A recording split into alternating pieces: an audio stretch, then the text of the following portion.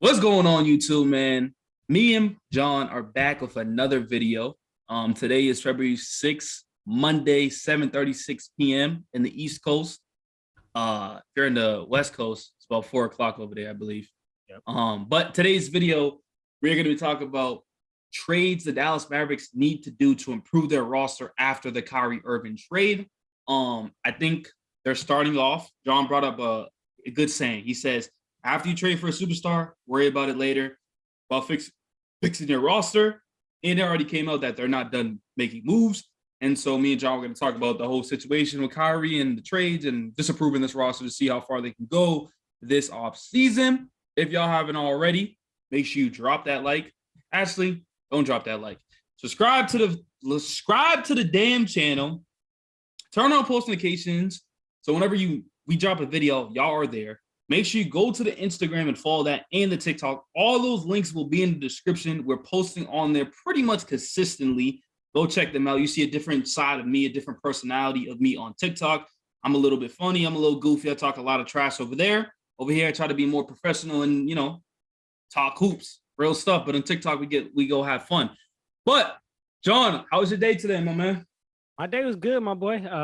At work, but now I'm off work and now I'm actually happy. You know what I'm saying? Doing something that I love, doing the work I love to do. It's crazy because I came out of work today too. I'm exhausted. You know what I'm saying? But still got to put the work out, man. Still got to keep dropping content for these lovely supporters of ours. Lovely. But enough of that. Let's get straight to it. Straight to it, my boy. I got you, John. I got it. Okay. So, if y'all didn't know, y'all live under a rock. Kyrie Irving and Markieff Morris has officially been traded to the Dallas Mavericks. This shocked a lot of people. The trade request for Kyrie Irving shocked a lot of people because it was quiet pretty much the whole season until midpoint of trade deadline. And Kyrie was like, "Yep, I want out." And then Brooklyn said, "Up, got you, bet, get out of here because we don't want to deal with that headache no more. Dallas could deal with you, you know." And so the real question is, they gave up some good, valuable role players and Finney Smith and Spencer Dinwiddie and some draft capital. So you did lose a wing and you did lose another scorer, but obviously Kyrie Irving is that dude. So when you're looking at this roster, John, right? Davis Bertans, trash. Terrible contract, right? We need to figure a way to get this contract out of it, all right? I think you keep Reggie Bullock because he's a nice 3-and-D wing. You keep him. Obviously, Luka. You know Josh Green? Yeah. Josh Green, they have a lot of confidence in him. And I think that's why they gave up Finney Smith, because they have so much confidence in Josh Green, that they're like, he could be a valuable player in this long stretch. Another player that they have to look at to flip is Tim Hardaway Jr. He's just aging. He's 30 years old. He's not the same Tim Hardaway Jr. that we knew a few years ago. I remember watching Tim Hardaway Jr., John, and I'm like, he just keeps knocking shots down. Like the most biggest moments, he's knocking that shot down. Remember the New York Knicks days? Like, yo, going to the Knicks days. Even in Dallas a few years ago when it was in a playoff run, he's like, Tim Hardaway Jr. for 3, dagger. And then he got injured and hasn't looked the same. I think they have Jaden Hardy, which I think they need to start playing more. Maxi Kleba, coming back from injury is going to be huge for them. Huge, absolutely huge. But their main thing is right now that after Christian Wood and Dwight Powell, they don't really have much backup bigs. So John came up with some bigs, or just a legit big overall. John came up with some bigs that could be a good fit for Kyrie and Luka, and somewhat cheap and affordable. Absolutely, my boy. I appreciate the lead up for that. And when I was thinking of this, I was like, man, it's clear that they need bigs, but what kind of big do they need? Like, do they need a big to be part of their big three? Do they need a big to just kind of take the dirty work, or do what it takes? And I think, me personally, I think the big three that they're going to try to run over there is going to be Kyrie, Luka, and Christian Wood. I have a lot of belief in Christian Wood, just extremely inconsistent. But at the end of the day, we all know Christian Wood's not only his inconsistency on the offensive and defensive end, but his inability to play defense against really any players in this league. He can't keep up with players on the perimeter, nor is he a great defender in the paint. So I thought to myself, who can someone that the Mavs can snag up and they don't have to break the bank for, because this player is good, but I think teams are giving up on him. That's Andre Drummond. And 100%. you get a player like Andre Drummond to back up Christian Wood so that on the other end, he can do what he wants to do on offense and get to his pick and rolls and pick and pops and do whatever he wants to do. But on the other end, he doesn't have to catch elbows by Joel Embiid, elbows by a player like AD, have to guard a player like Giannis. He won't have to guard a player like Brook Lopez. These dudes who are physical in the league and who will just move him out of his position. So a player like Andre Drummond, I think that's the number one piece they should go for. Not not too expensive. Another great big they should go for is Rashard Holmes, man. Rashard Holmes, he's getting played out over there in Sacramento. Sacramento isn't too far from where I live. So I've gone to some Kings games and just watch him rot away on the bench. He's a great big in this league. Last year did a lot of great things for the Kings, so don't really understand why he's just riding the bench. I don't mean to cut you off. I'm sorry. Talk to me. About Rashard Holmes, I personally think he was going through stuff Mentally. outside of basketball. I think it was something with his kid. I'm not 100% sure. Ever since then, kind of like, went down. Ain't been the same. Yeah. Rashard definitely he can hoop. He can definitely hoop. He can definitely hoop, man. I mean, I hope whatever, that he's going through, he can get through it and be good. But as far as somebody that can hoop, the Mavs should definitely be looking to go there. And then the third player, the third player here would be Daniel Gafford. Man, I think Daniel Gafford is actually a really good big in this league. Very aggressive. Reminds me of Montrezl Harrell, but just bigger and can do a little bit more on the court. So I think Daniel Gafford would be great for them. Just somebody to take the defensive blows so that Christian Wood doesn't have to get harassed out there and be asked to do much more than he's already being asked to do. Yeah, no, definitely. You know what's crazy, John? It's sad because the Dallas Mavericks signed JaVale McGee in the offseason, I believe, to a 3-year deal, and he's unplayable now. It's super unfortunate because JaVale McGee, you sign him to that 1-year deal, it felt like he just plays his butt off every single time. Like, he just does little things that does good. Now that he got a 3-year contract, he's like, oh, I found a home. I got paid now, so I'm good. But going back to Andre Drummond, I honestly think any contender team is going to get Andre Drummond at this point because Andre Drummond, like you said, is Ryan. He's not playing well this year, but he's not getting the opportunity on the Chicago Bulls, which is crazy to me, right? Back in the day, man, Andre Drummond can literally give you 18 and 11, 18 and 15. The Pistons, even the Cavaliers days where he was averaging 17 and a half with 13 rebounds, like he was doing his thing. But ever since then, he went to the Sixers, played up bad, but he was playing backup big, but he still wasn't that great. Then bounced to the Nets and bounced to the Bulls. And, this year's only averaged about 6.3 points a game and 6.6 rebounds. And he's only averaging 13 minutes a game. 13 minutes is absolutely nothing. So any contender team, I don't think he has much trade value. I think the Bulls they're looking to trade him. They're literally looking to trade him. They're looking to get rid of him. So the Dallas Mavericks definitely need to hop on this. And imagine if we get old Drummond playing with Kyrie and Luka. That would be lit to watch. Very fun to watch. Very, very fun to watch. I mean, if you can just get a big man, because Christian Wood's known as a scorer. He can spread the floor out, space the floor and stuff like that. But Andre Drummond, besides when he's going against Joel, he gets owned and Jokic, obviously, and stuff like that. But Andre Drummond can hold his own against other bigs in this league. And he's a big body. I honestly would love it. So, Absolutely. Yeah. And you know what? As we were talking about Andre Drummond, I'm not gonna lie, I thought of a big who's that? I'm pretty sure he's out of the league now, and that's Hassan Whiteside. I don't know if you remember Hassan Whiteside, but yeah, I think he is goofy. I'm not gonna lie, he's very, very goofy. But I think he would be good. He would be good here for the Mavs.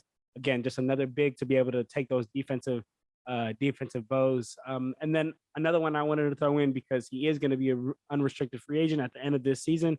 That's Mitchell Robinson from the Knicks, man.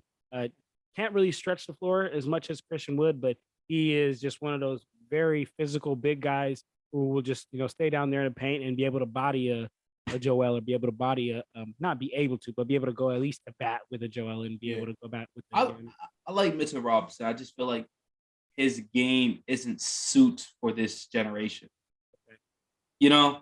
He can't really he really can't do too much. If you notice, like those bigs like Steven Adams and stuff like that, he played good in the regular season, but is unplayable in the postseason. Mm-hmm. You seen him in Memphis. They pretty much started Brandon Clark in the playoffs. They pretty much started Adams, took him out first 2 minutes, and Brandon Clark was playing. You know what I'm saying? So I think those bigs are like kind of unplayable, but Mitchell Robinson would be pretty cool. Any big, honestly, with Luka and Kyrie would be awesome. What you think of Yusuf Nurkic? Honestly, I don't like Nurkic, and maybe this is just me being biased or whatnot, because he did a lot of dirty stuff for Russell Westbrook. I'm not really a fan of Nurkic, but his defense is awful, John. He can't move his feet. It's like he's moving in cement, and like it's like he's moving in sand, and he's like he's awful. There's a main reason why like Portland's struggling, because like we expected him to play a big part of their big three, and he can't even be a part of that, bro, because he's just so bad. But also, I want to give him non-biased side. He dealt with a lot of gruesome injuries.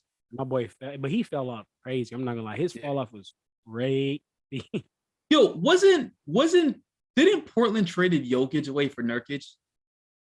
I'll double check on that. Let me see. I honestly think they did, because Jokic wasn't good at that time. I honestly think they did do that trade. It was something Jokic for Nurkic, and I'm just like, no one really knew about Jokic like that. And then, bam. Let me see. I don't think so. I don't think so. It's looking like Jokic always been on the Nuggets. I don't know. I definitely seen some along those lines. Something like that. But anyways, yeah, Nurkic, I'd rather have Daniel Gafford over Nurkic. Daniel Gafford, Russell Westbrook made him look really good. He's a lob threat. He's strong. He can work in the post, and he could do his thing, But besides the big men, they obviously need to work on some defense, defense / shooting, any shooting around Luka, any shooting around Kyrie, because the defense is mainly going to focus on these two superstar players, and they're going to trap them. They're going to go double teams. So these players are going to have to knock some shots down. Like Reggie Bullock's going to have to start knocking some shots down. But John also came up with some players that are somewhat decent or can help a team win if they just play their role. And what are you going to start off with, Malik Beasley?